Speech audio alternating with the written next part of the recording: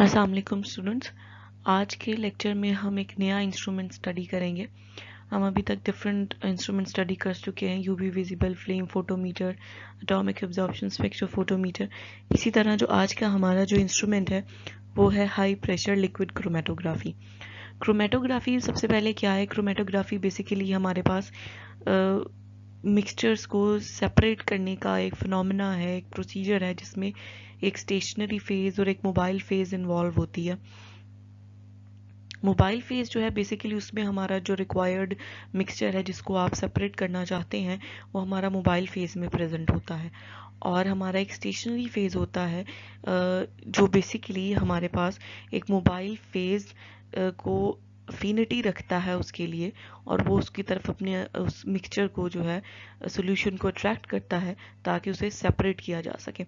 So basically basic ये सिर्फ chromatography का मैं आपको बता रही हूँ कि ये जो क्रोमेटोग्राफी की टर्म है उसमें ये फेजेस जो हैं वो इन्वॉल्व होती हैं। So different types of chromatography हो सकती हैं। लिक्विड क्रोमेटोग्राफी है, पेपर क्रोमेटोग्राफी है, गैस क्रोमेटोग्राफी है। सो इसी तरह जो हम क्रोमेटोग्राफी की बात करें वो है लिक्विड क्रोमेटोग्राफी को भी हाई प्रेशर लिक्विड क्रोमेटोग्राफी, यानी एक तो कि इसमें ये लिक्विड क्रोमेटोग्राफी के साथ साथ इसमें हाई प्रेशर भी इन्वॉल्व है। सो इसको अब हम डिटेल में स्टडी कर लेते हैं कि हमारे पास हाई प्रेशर लिक्विड क्रोमेटोग्राफी है क्या, इसकी इंस्ट्रूमेंटेशन क्या है, कंपोनेंट्स क्या है। सो आज का लेक्चर स्टार्ट करते हैं।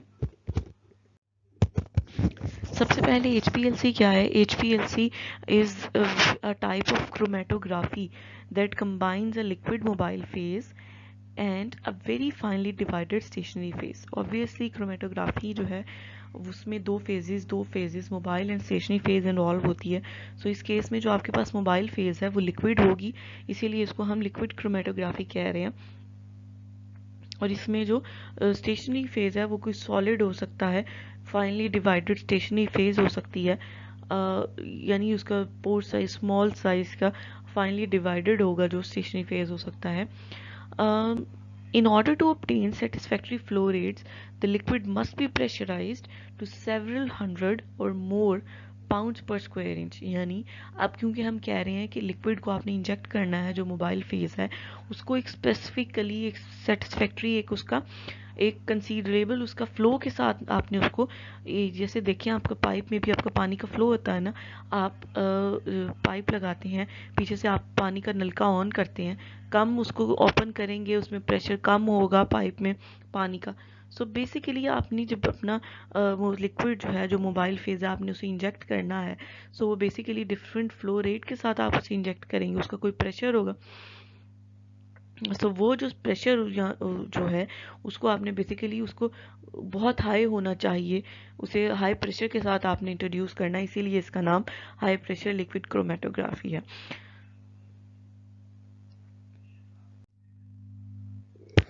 HPLC जो है वो हमारे पास एक वाइडली यूज टेक्निक है। किस पर्पस के लिए आप उसे यूज़ कर सकते हैं? आप उसे आयोनिक और ऑर्गेनिक कंपाउंड्स जो हैं आपके पास उनकी आइडेंटिफिकेशन के लिए, उनकी प्योरिफिकेशन के लिए आप यूज़ कर सकते हैं। आपने ये देखना है कि आपका जो सैंपल है उसके अंदर जो ऑर्गेनिक कंपाउंड्स हैं उनको आइडेंटिफाई करना है कि कौन कौन से ऑर्गेनिक कंपाउंड्स प्रेजेंट हैं। फिर आपने ये देखना है कि उन ऑर्गेनिक कंपाउंड्स की क्वांटिटी क्या है। आप एक स्पेसिफिक क्वांटिटी को पे ही उस पर प्रेजेंट हो, क्वांटिटी कम या ज़्यादा ना हो किसी भी फूड मटेरियल में, उसको स्टडी करने के लिए। फिर आप कुछ मिक्सचर है उनको प्योरीफाई करना चाहते हैं तो उसके लिए आप इसे यूज़ कर सकते हैं। और इसमें इम्पॉर्टेंट बात यह है क्योंकि ये लिक्विड क्रोमेटोग्राफी है, तो इसमें जो आपके पास मोबाइल फेज है वो एक लिक्विड है और वो हाई प्रेशर पे उसे यूज़ हो रही है। तो ये बेसिक जो है उसकी थीम है हमारे पास हाई प्रेशर लिक्विड क्रोमेटोग्राफी की। इसमें जो एक इसके एडवांटेजेस कह लें या इसके पॉपुलर पॉइंट्स हैं वो क्या हैं कि ये एक सेंसिटिव इक्विपमेंट है। सेंसिटिव इक्विपमेंट से मुराद ये होती है कि ये आपके पास स्मॉल क्वांटिटीज़ को भी जो है वेरी माइनर क्वांटिटीज़ भी अगर किसी कंपाउंड की प्रेजेंट है उसको भी ये स्टडी कर लेगा। Ready adaptability to accurate quantitative determination की, करेक्टली एक्यूरेटली आपके पास जो उनको मेजर करता है इजीली, उसमें आपको कोई भी एरर होने के चांसेस नहीं होंगे। Suitability for separating non volatile species और थर्मली फ्रेजाइल वंस, अब इस तरह की स्पीशीज़ को भी सेपरेट कर सकता है जो कि नॉन वॉलेटाइल है, यानी कि जो अवापोरेट नहीं होती, जो कि जब आप उन्हें हीट प्रोवाइड करें तो वो ख़राब होंगी, वो हीट को रेजिस्ट नहीं कर पाती। ये उनको भी, यानी थर्मली जो बहुत ही नाजुक स्पीशीज़ हैं उनको विदस्टैंड नहीं कर सकती टेम्परेचर को, ये उनके लिए भी सूटेबल है। अब देखिए, अब हम जब बात करते हैं फ्लेम फोटोमीटर की, तो हम उसे फ्लेम प्रोवाइड कर रहे हैं ना, हम उसे टेम्परेचर, हाई टेम्परेचर प्रोवाइड करते हैं। वो वॉलेटाइल होते हैं, यानी वो हमें वेपर फेज में चाहिए होते हैं, ठीक है। वो स्प्रे नेबुलाइजर में हम उसे गुजारते हैं, वो स्प्रे फॉर्म में, मिस्ट फॉर्म में हमें मिलते हैं। फिर वो वॉलेटाइल होते हैं, वेपोराइज्ड फॉर्म में, हमें आयोनिक फॉर्म में वो चाहिए होते हैं। लेकिन इस तरह की जो स्पीशीज़ हैं जो कि नॉन वॉलेटाइल हैं, जिसको हम फ्लेम वो भी नहीं यूज़ कर सकती, क्योंकि ना आप उसके लिए फ्लेम फोटोमीटर तो आप उसे यूज़ ही नहीं कर सकते, क्योंकि आप उसके लिए यूज़ नहीं कर सकते क्योंकि टेम्परेचर है। तो इस तरह के प्रोडक्ट्स जो कि आप उनको फ्लेम में के थ्रू, टेम्परेचर के थ्रू आप यूज़ नहीं कर सकते, उनके लिए जो फिर आप ये टेक्निक यूज़ कर सकें। नेक्स्ट हम देखते हैं कि what is the principle of HPLC। The separation principle of HPLC is based on the distribution of the analyte sample between a mobile phase, जिसे हम एलिमेंट भी कह रहे हैं, एंड अ स्टेशनरी फेज। यानी आपके पास जो सेपरेशन, यानी आपने किसी भी मिक्सचर को सेपरेट करना है, तो जो आपका एनालाइट या जो आपका डिज़ायर्ड सोल्यूशन है जिसको आप सेपरेट करना चाह रहे हैं, उसको वो क्या होता है, उसकी मोबाइल फेज और स्टेशनरी फेज में उसकी डिस्ट्रीब्यूशन होती है। मोबाइल फेज के साथ आपका जो सैंपल है, मिक्सचर है, आप उसे मिक्स करते हैं और उसके बाद उसे फिर हम स्टेशनरी फेज के थ्रू उसकी जो पैकिंग मटेरियल है, बेसिकली एक कॉलम में पैकिंग मटेरियल उसका अटैच होता है, कॉलम होता है और उसके साथ एक पैकिंग मटेरियल अटैच होता है, जिसके थ्रू जो है हम सेपरेशन कर सकते हैं। Depending on the chemical structure of the analyte, the molecules are retarded while passing the stationary phase। यानी वो molecules जो हैं वो अलग हो जाते हैं, अब ये डिपेंड करता है कि कौन सा आपने मोबाइल फेज यूज़ करना है, स्टेशनरी फेज, कि आप जिस एनालाइट को पे आप काम कर रहे हैं, ये उसकी स्ट्रक्चर पे, उसकी केमिकल स्ट्रक्चर पे, फार्मूला पे डिपेंड करता है। The specific intermolecular interaction between the molecules of a sample and the packing material define their time on column। अब उनके दरमियान जो इंटरमोलिकुलर फोर्सेस हैं मॉलिक्यूल्स की, वो डिपेंड करता है। अगर वो स्ट्रॉन्ग है तो फिर जो पैकिंग मटेरियल पे जो आपका अटैच है कॉलम के साथ, उसको, उस मटेरियल को सेपरेट आउट करने में ज़्यादा टाइम लगेगा, क्योंकि जो एनालाइट है, जो सैंपल है, उसकी मॉलिक्यूल की आपस में जो इंटरेक्शन है वो काफ़ी स्ट्रॉन्ग है, जिस स्ट्रॉन्ग इंटरेक्शन की वजह से ईजीली आप उसको सेपरेट आउट नहीं कर सकते with the help of the packing material. Hence different constituents of a sample are eluted at different times। और फिर हर मटेरियल की जो इंटरेक्शन है विद स्टेशनरी फेज वो डिफरेंट है। अगर एक सैंपल में 2-3 टाइप के obviously mixture of components present होगा, अब हम उस मिक्सचर ऑफ कंपोनेंट्स को सेपरेट करते हैं, तो वो जो सेपरेशन हम करते हैं, वो एक कंपोनेंट हो सकता है वो विद इन 1 मिनट जो है वो सेपरेट आउट हो जाए, लेकिन सेकेंड कंपोनेंट को 5 मिनट्स लगें सेपरेट आउट होने में, क्योंकि उन कंपोनेंट्स की स्टेशनरी फेज के साथ जो इंटरेक्शन है वो भी डिफरेंट होंगी। तो उस डिफरेंट कॉन्स्टिट्यूएंट की सैंपल की आपके पास जो स्टेशनरी फेज के साथ इंटरेक्शन है वो भी डिफरेंट है, इसलिए वो जो टाइम है इल्यूट होने का, अलहदा होने का, सेपरेट होने का टाइम है, वो भी डिफरेंट होगा। So thereby the separation of the sample ingredients is achieved, कि फिर आहिस्ता आहिस्ता आप देखते हैं कि डिफरेंट इंटरेक्शन है, डिफरेंट टाइम पे हो रही है, तो उनका जो सेपरेशन है सैंपल इंग्रेडिएंट की, वो आप वन बाय वन आप उसको अचीव कर लेते हैं। नेक्स्ट देखते हैं कि हमारे पास ऑब्वियसली विद द टाइम आपके पास कोई भी इक्विपमेंट जो आप डेवलप करते हैं और उसमें एडवांसमेंट आती है। पहले हम देखते हैं कि हमारे बहुत सारे जो ऑपरेटर्स हैं वो बहुत ज़्यादा बल्कि ऑपरेटर्स होते थे। अगर आप कंप्यूटर को ही देख लें, जब कंप्यूटर पहले ईजाद हुआ था तो वो बड़े बड़े कंप्यूटर्स हैं, CPU हैं और इस तरह से, जैसे डेस्कटॉप है, लेकिन अब आप लैपटॉप है, फिर लैपटॉप से भी शॉर्ट फॉर्म में मिनी लैपटॉप्स भी हैं, टैब्स हैं आपके पास। तो ये बेसिकली उसकी एडवांसमेंट होती है। तो इसी तरह कोई भी अगर आपके पास इक्विपमेंट है, इंस्ट्रूमेंटल इक्विपमेंट है, हमेशा से उसकी भी कोई एक हिस्टोरिकल बैकग्राउंड होगा। तो जो पहले जो हमारे पास लिक्विड क्रोमेटोग्राफी के लिए जो ग्लास कॉलम होते थे, उनका डायामीटर 1 to 5 सेंटीमीटर होता था और और उनकी लेंथ 50 to 500 सेंटीमीटर होती थी। और जो उसके अंदर आपने फिर कॉलम के साथ जो पैकिंग मटेरियल या स्टेशनरी फेज अटैच है उसका डायामीटर 150 to 200 माइक्रोमीटर होता था। अब उसके साथ क्या होता था कि अगर क्योंकि उनका जो लिक्विड क्रोमेटोग्राफी के लिए जो ग्लास कॉलम उनका डायामीटर और लेंथ क्योंकि आपकी ज़्यादा है तो फिर आपके पास और साइज़ ऑफ सॉलिड भी आपके पास ज़्यादा है, तो वो क्या होता था कि उससे फ्लो रेट्स जो हैं वो आपके पास लो होते थे, यानी आपको बहुत ज़्यादा टाइम चाहिए होता था अपने मटेरियल को सेपरेट करने के लिए। लेकिन उसमें एडवांसमेंट उन्होंने क्या की कि एक तो जो पैकिंग मटेरियल है उसका साइज़ भी उन्होंने डिक्रीज़ किया, जिसकी वजह से जो कॉलम की एफिशिएंसी है वो बढ़ गई। उस कॉलम की एफिशिएंसी बढ़ी, एक तो इस पार्टिकल साइज को रिड्यूस करने की वजह से, दूसरा कि आपने जो उसका डायामीटर था उसको आपने 1 to 5 सेंटीमीटर से आप उसे 3 to 10 माइक्रोमीटर पे ले गया। इतना स्मॉल डायामीटर का आपने कॉलम यूज़ किया है तो इसने उसकी फ्लो रेट्स को इंक्रीज़ कर दिया, जिसकी वजह से आपके जो सेपरेशन टाइम है, ये कंपोनेंट्स हैं उनके कॉन्स्टिट्यूंट्स हैं सैंपल के, उनको सेपरेट करने में आपके पास जो टाइम है वो कम लगेगा। This technology required sophisticated instruments. इसके लिए यानी आपको एक स्मॉल आपके इक्विपमेंट चाहिए। पहले जो बल्कि इक्विपमेंट्स होते थे, फिर अब एक sophisticated small table type equipment जो है वो आपके पास आना शुरू हो गए। तो ये जो न्यू मेथड है उसको हम HPLC कह रहे हैं, और क्योंकि इसमें हाई प्रेशर को यूटिलाइज किया जाता है, तो ये भी उसकी जो है एक एडवांसमेंट है। नेक्स्ट हम एक सिंपली इसका स्कीमेटिक ओवरव्यू देख लेते हैं डायग्राम के। हमारे पास जो HPLC के कंपोनेंट्स हैं वो किस तरह से हमारे पास अटैच होते हैं। तो सबसे पहले हमारे पास सॉल्वेंट रेजर वायर होता है, यानी बेसिकली कोई भी सॉल्वेंट आपने एंटर करना तो आप इस रेजर वायर के थ्रू एंटर कर सकते हैं। फिर हमारे पास डिगैसर होता है, उसके बाद हमारे पास मिक्सिंग चैम्बर है, पंप है, इंजेक्टर है, कॉलम है जिसमें हमारे पास स्टेशनरी फेस अटैच होता है। इंजेक्टर जो है हमारे पास सैंपल को इंजेक्ट करने के लिए है, उसके बाद डिटेक्टर है ताकि फिर हम देख सकें कि कितनी कौन सा हमारे पास कॉन्स्टिट्यूएंट मौजूद थे, उनकी क्या क्वांटिटी है, उसके लिए डिटेक्टर है। हम अच्छी तरह से हम UV में और फ्लेम में डिटेक्टर को स्टडी किया हमें कि डिटेक्टर क्या होता है। उसके बाद कंप्यूटर अटैच होता है ऑब्वियसली डिस्प्ले करने के लिए। उसके बाद वेस्ट हमारे पास की कोई भी ड्रेन पाइप जो है, जो भी सॉल्वेंट या वाटर रिलीज हो रहा है कोई भी, तो उसको आप ड्रेन कर सकते हैं।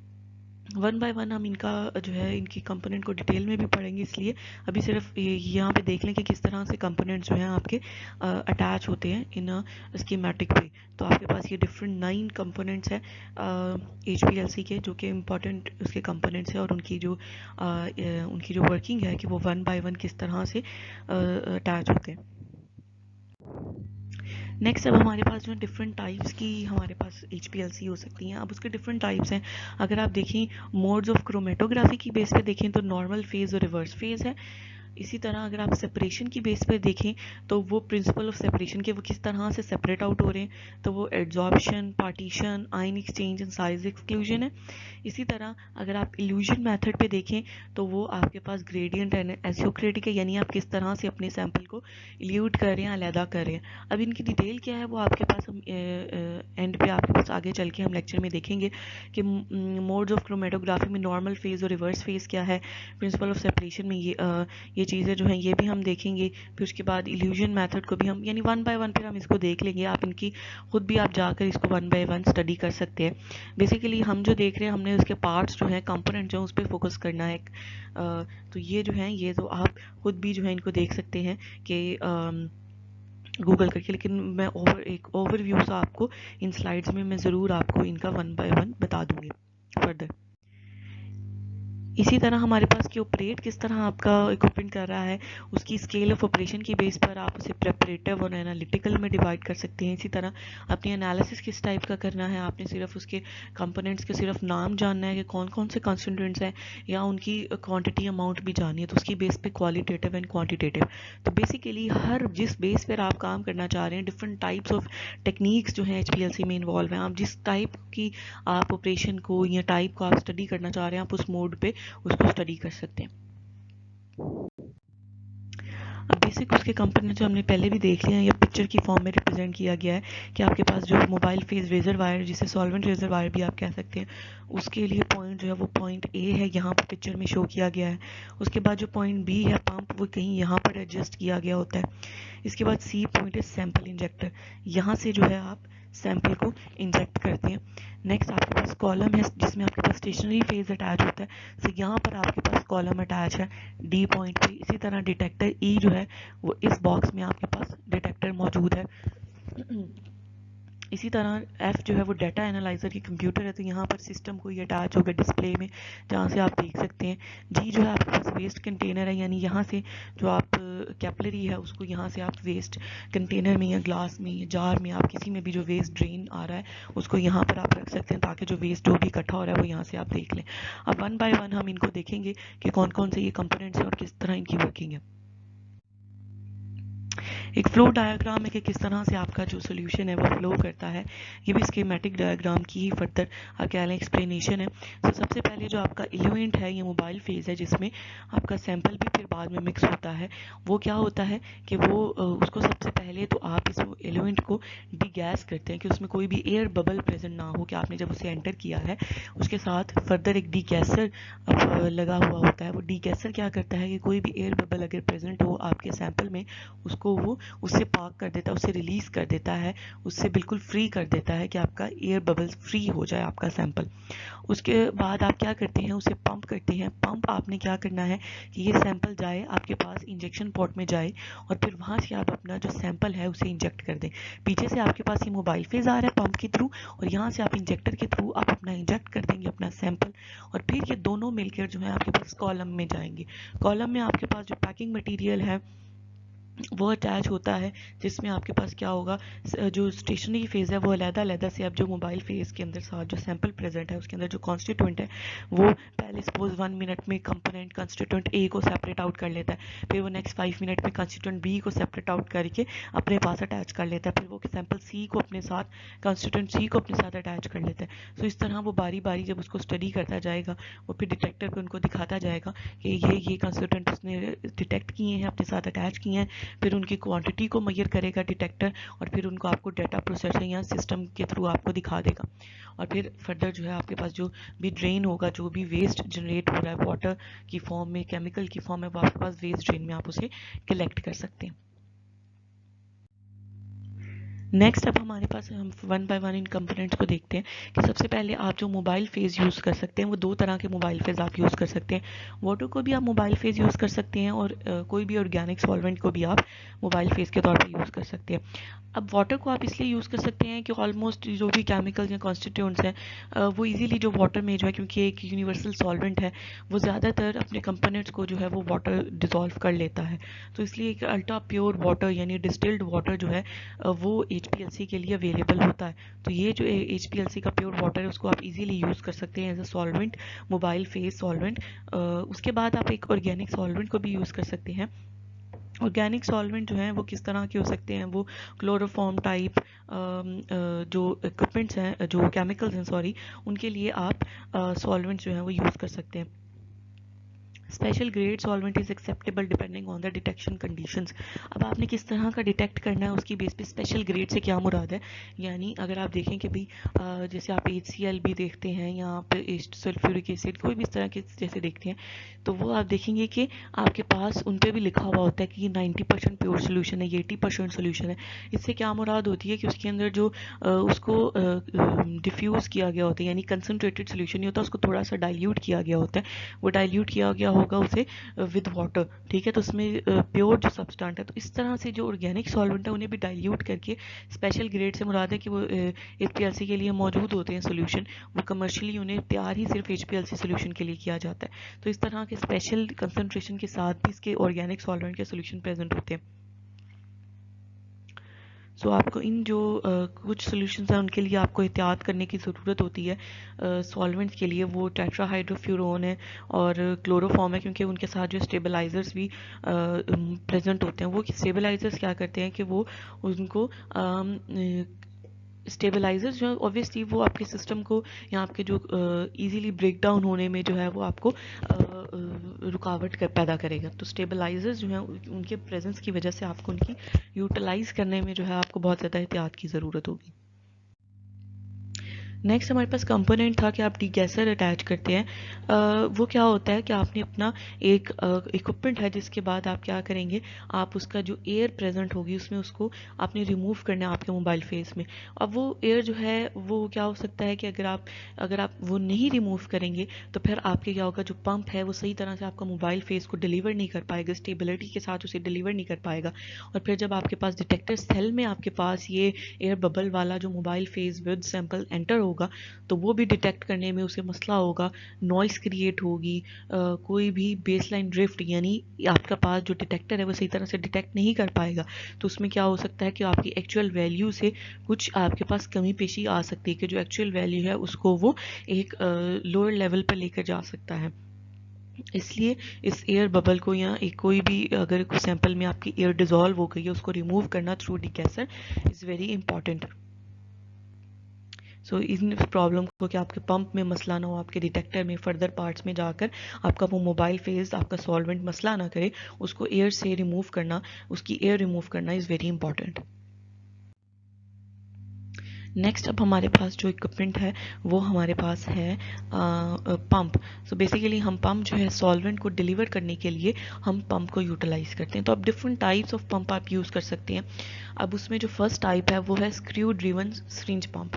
यानी इसमें क्या है कि इसमें ऑब्वियसली सिरिंज अटैच होगी और उसके साथ एक स्क्रू होगा जो कि उस सिरिंज की वर्किंग के लिए आपको फर्दर हेल्प करेगा। अब इसको देख लेते हैं इसकी detail. This pump works by producing a pulse-less delivery and by this the flow rate of the mobile phase is very well controlled। यानी इसमें जो है आपके पास स्मूथ वर्किंग होगी, पल्स नहीं बनती, यानी जैसे वेव्स टाइप हैं उस तरह की वर्किंग ये नहीं करता, बल्कि ये स्मूथ आपको एक ही बेस पर आपको एंटर करवाता है आपका mobile face.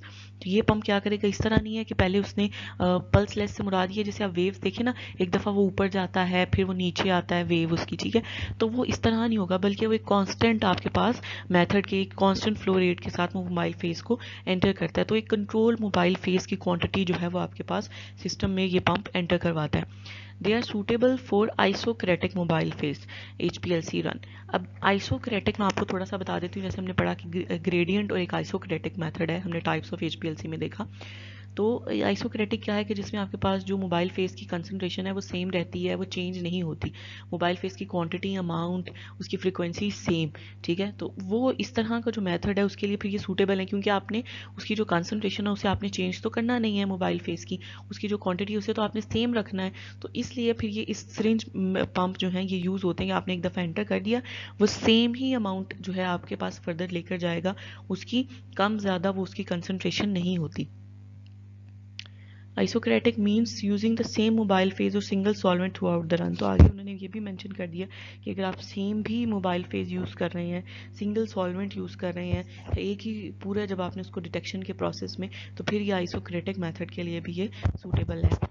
They have their limitations like small injection volume. Obviously कि इसने एक कांस्टेंट अमाउंट के साथ उसको एंटर करना है, तो इसकी जो अमाउंट भी होगी वो कांस्टेंट है, तो वो एक स्मॉल वॉल्यूम के साथ उसको एंटर करता है। ये नहीं होगा कि उसकी कभी उसकी वैल्यू बढ़ रही है कभी कम हो रही है। तो एक स्मॉल इंजेक्शन वॉल्यूम डिफाइंड होगा जो फिर आप इस पंप के थ्रू आप एंटर कर सकते हैं। Also one can not use them to run gradient mobile face.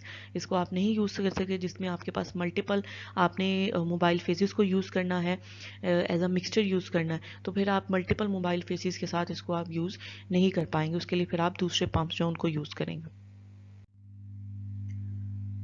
हमारे पास जो नेक्स्ट टाइप ऑफ पंप है वो है हमारे पास रेसिप्रोकेटिंग पिस्टन पंप। जिस तरह हमारे पास ये जो नाम ही उसका इंडिकेट कर रहा है कि हमारे पास पिस्टन उसमें लगे हुए होंगे। तो पिस्टन जो है बेसिकली ये हमारे पास बैक एंड फोर्थ मूवमेंट देते हैं अबाउट अ चैम्बर, ठीक है, यानी जिस चैम्बर में ये लगे हुए होंगे पंप, और उसमें फिर मज़ीद आपके पास प्रेजेंट होगा मोबाइल पे जिसको आगे उसने पंप करना है इनटू इंजेक्टर।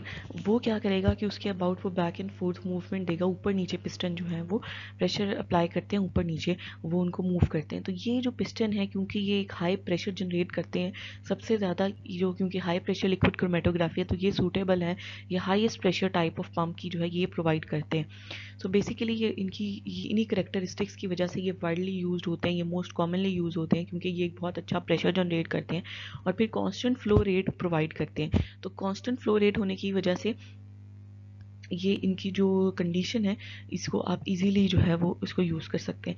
अब ये आइसोक्रेटिक और ग्रेडियंट के लिए जो है ये यूज़फुल हैं। ये यूज़फुल क्यों है? क्योंकि पिस्टन जो है उसकी मूवमेंट जो है वो आप उसको कंट्रोल करके कि आप उसको जो है फिर ग्रेडियंट रन के लिए भी आप उसे यूटिलाइज़ कर सकते हैं। कि आपने अगर मल्टीपल मोबाइल फेजेस के लिए उसे यूज़ करना है तो आप उसको मल्टीपल मोबाइल फेजेस के साथ फिर आप इसको यूटिलाइज़ कर सकते हैं। Space occupancy is low. Space occupancy से क्या मुराद है कि ये कॉम्पैक्ट किस्म का पंप है। ये कोई बड़ा पंप नहीं होगा कि आपको उस बड़ा पंप होगा तो जो ओवरऑल एचपीएलसी की फिर साइज़ है वो बड़ा होगा, ठीक है। लेकिन अगर पंप छोटा लगा हुआ है तो ऑब्वियसली वो एक कॉम्पैक्ट किस्म का पंप होगा, तो ओवरऑल जो एचपीएलसी इक्विपमेंट है उसका साइज़ भी फिर कॉम्पैक्ट होगा। Next type of pump is pneumatic pump. It is another simplest pump. As the name indicates, pneumatic there is the use of gas to pressurise the mobile phase. इसमें आप क्या करते हैं, इसमें आप जैसे आप पिछले लास्ट में आप पिस्टन को यूज़ कर रहे हैं प्रेशर अप्लाई करने के लिए, यहाँ पर आप गैस को यूज़ कर रहे हैं मोबाइल फेस को प्रेस करने के लिए, प्रेशराइज करने के लिए, ताकि आप प्रेशर जनरेट कर सकें और एचपीएलसी परफॉर्म कर सकें। सो एक कंटेनर है जिसमें आपके पास कोलैप्सेबल सॉल्वेंट कंटेनर से क्या मुराद है कि वो प्रेशर को अब्जॉर्ब कर सकता है। जब आप उस पर प्रेशर को अप्लाई करेंगे, कोई एक ऐसा मटेरियल का बना हुआ है जो कि प्रेशर को अप्लाई उसके ऊपर वो नहीं हो सकता, ठीक है, तो वो क्या करेगा फिर उस पर प्रेशर अप्लाई करने का वो कोई फ़ायदा नहीं है। तो एक कोलैप्सेबल सॉल्वेंट कंटेनर होना चाहिए, यानी जो प्रेशर को अपने अंदर अब्जॉर्ब कर सके। They have some advantages like low cost or inexpensive to purchase, pulse free and also simple. ये भी आपके पास जो है पल्स फ्री हैं और सिंपल भी हैं और लो कॉस्ट हैं, तो इनको जो आप यूज़ कर सकते हैं जहाँ पर आपने अपने इक्विपमेंट को लो कॉस्ट बनाना हो। सो फिर जो है आप जब भी परचेज़ करते हैं इक्विपमेंट तो आप अपने जो भी परचेज़ जिसे आप कर रहे हैं आप उसको कहते हैं आप उस कंपनी को कहेंगे कि हमें ये इस टाइप ऑफ पंप चाहिए क्योंकि हम इस पर्पज़ के लिए यूज़ करना चाहते हैं, या आप अपनी कॉस्ट को मद्देनज़र रखते हुए आप टाइप ऑफ पंप यूज़ कर सकते हैं कि हमें ये वाला कॉलम यूज़ कर लें, आप ये वाला पंप यूज़ कर लें, कि हमारी जो प्राइस है वो हम उसे हमारी इतनी रेंज है तो इस रेंज में रहते हुए कम्बिनेशन हम कौन सा पंप और कौन सा कॉलम तो आपकी ये कॉस्ट जो है उस पर भी डिपेंड करता है कि आप किस टाइप का पंप और आपकी वर्किंग यूटिलाइजेशन पे भी डिपेंड करता है।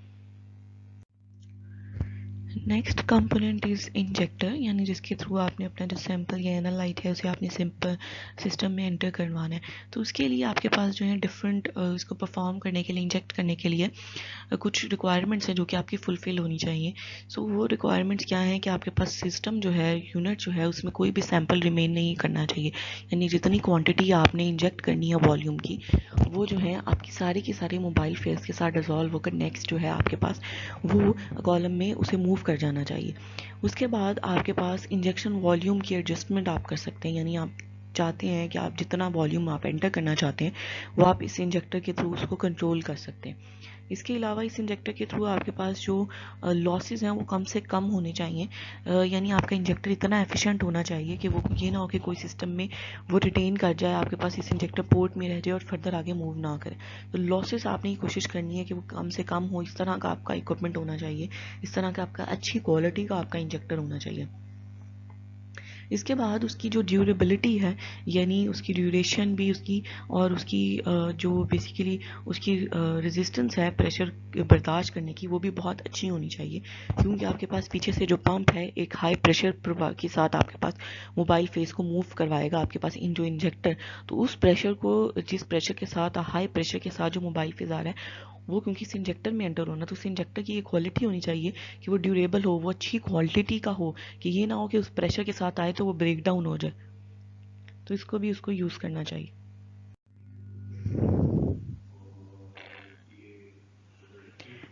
Next component is column. Column जो है basically considered as the heart of the chromatography, because हमारे पास जो बेसिकली इसी की जो वर्किंग है स्टेशनरी फेस की, ये हमारे पास ही सेपरेट करता है हमारे कंपोनेंट्स को जो कि हमारे एनालाइट सोल्यूशन में प्रेजेंट होते हैं। सो बेसिकली ये ही मेन कंपोनेंट है जो कि हमारा एनालाइट को सेपरेट आउट करता है। और ये अपने जो इसकी फिजिकल एंड केमिकल प्रॉपर्टीज़ हैं वो वेरी करती हैं कंपोनेंट टू कंपोनेंट।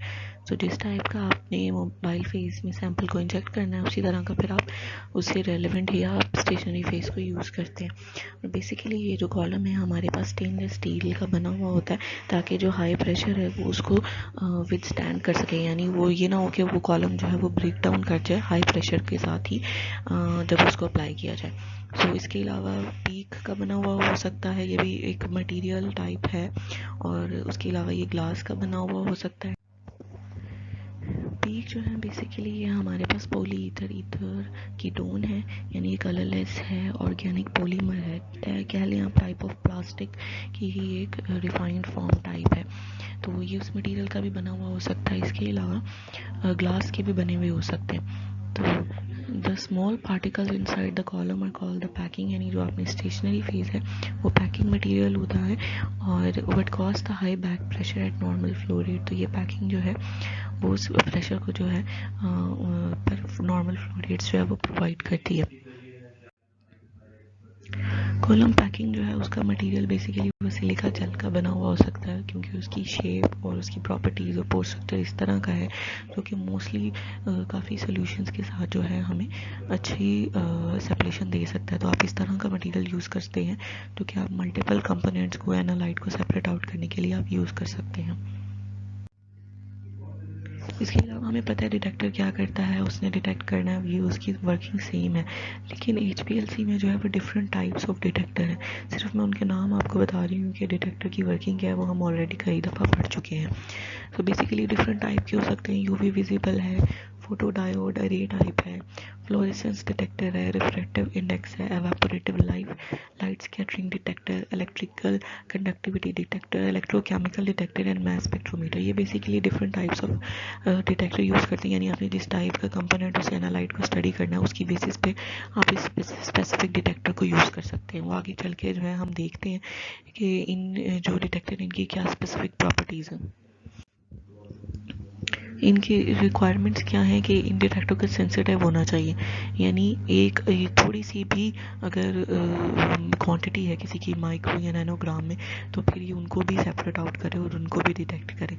सेलेक्टिविटी होनी चाहिए, यानी ये जिसको आप स्टडी करना चाहते हैं ये उसी को स्टडी करें। अगर सैंपल में अदर देन और भी कोई सब्सटेंस मौजूद है तो ये उनकी तरफ जो है फोकस ना करें।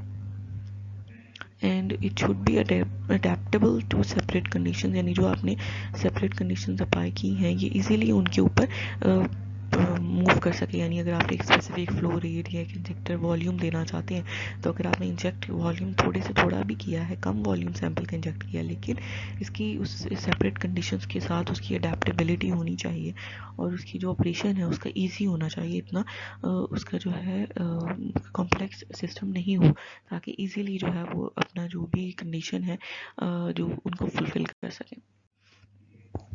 अभी यहाँ पर अब आपको बताया कि जो एब्जॉर्बेंस टाइप आपके पास डिटेक्टर है वो हमारे पास सेलेक्टिविटी उसकी क्या होगी, वो लाइट एब्जॉर्बिंग सब्सटेंसेस, यानी अगर आपने कोई इस तरह का सब्सटेंस है जो कि लाइट को एब्जॉर्ब कर सकता है तो फिर आप उसके लिए इस एब्जॉर्बेंस टाइप डिटेक्टर को यूज़ करें। अब उसकी सेंसिटिविटी क्या है कि अगर वो नैनोग्राम में उसकी वैल्यू है, नैनोग्राम तक वो उसको आपके पास उसको वैल्यू देगा, लेकिन अगर वो इससे ज़्यादा है जैसे पिकोग्राम में चली गई है फिर वो उसको नहीं, क्योंकि नैनो होता है 10⁻⁹ और पीको होता है 10⁻12, यानी ये नैनो से भी छोटा पार्टिकल होता है पिकोग्राम, तो फिर उसको ये मेजर नहीं कर सकेगा।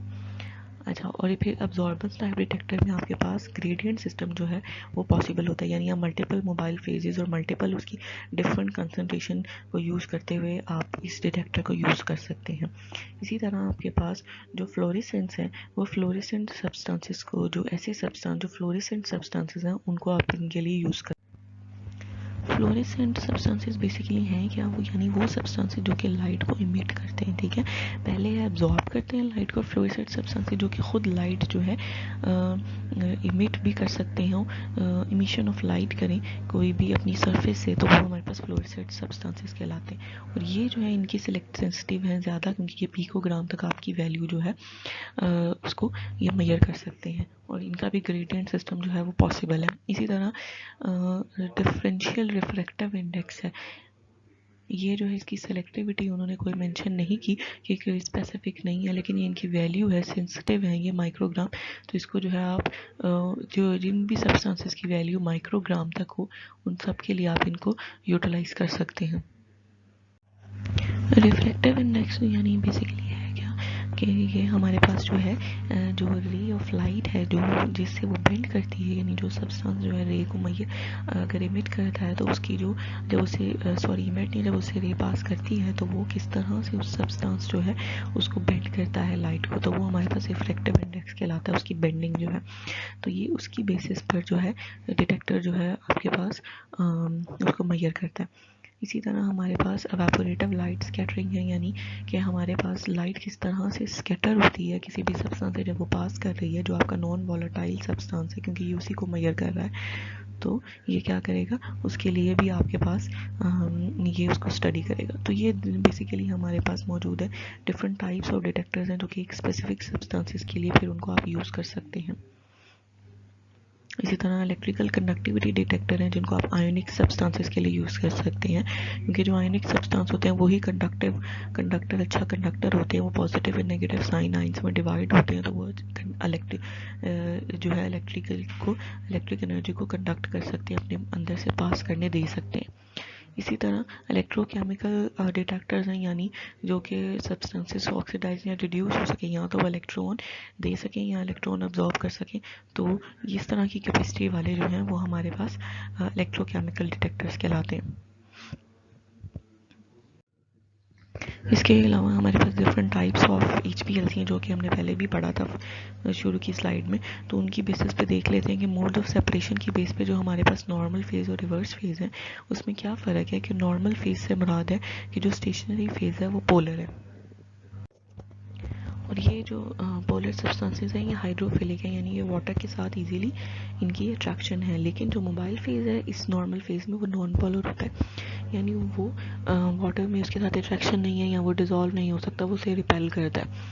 और इसके अलावा जो रिवर्स फेज़ है उसमें क्या होता है उसमें बेसिकली हमारे पास जो स्टेशनरी फेज़ है वो अब नॉन पोलर होगा, मोबाइल फेज़ पोलर होगा, सिर्फ इसी की बेसिस पर इसे हम रिवर्स फेज़ कहते हैं।